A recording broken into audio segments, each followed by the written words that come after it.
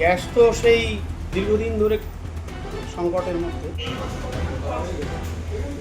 আগে প্রায় 19 kilo gas আমাদের একটা করে লাগবে, কিন্তু সেটা এখন একটা 19 কিলো দিয়ে প্রায় 3 দিন তো করতেই হচ্ছে, 4 দিনও চালাতে হচ্ছে। পরিস্থিতিটা এরকম।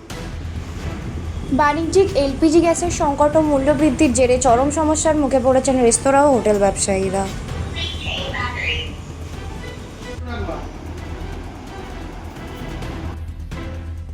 ধরে নাও কমার্শিয়াল তো যেটা, সেটা তো এখন দাম অসম্ভব, প্রায় 19 কিলো 3500 টাকা করে সিলিন্ডার আসছে।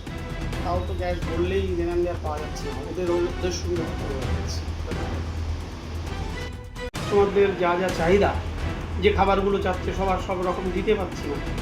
মানে দেখা যাচ্ছে যা মেনু তার অর্ধেক লিস্ট এখন বানানো হচ্ছে, বাকিটা বন্ধ। স্বাভাবিকভাবেই কাস্টমাররা তাদের পছন্দের খাবারটা না পাওয়ার দরুন তো ফিরে যাচ্ছে। সব মিলিয়ে সেলও অনেক ডাউন, কিন্তু খরচ যেটা আমাদের স্টাফ স্যালারি, ইলেকট্রিক বিল, এগুলো তো আগের মতনই রয়ে গেছে। সব মিলিয়ে ব্যবসার অবস্থা খুবই খারাপ।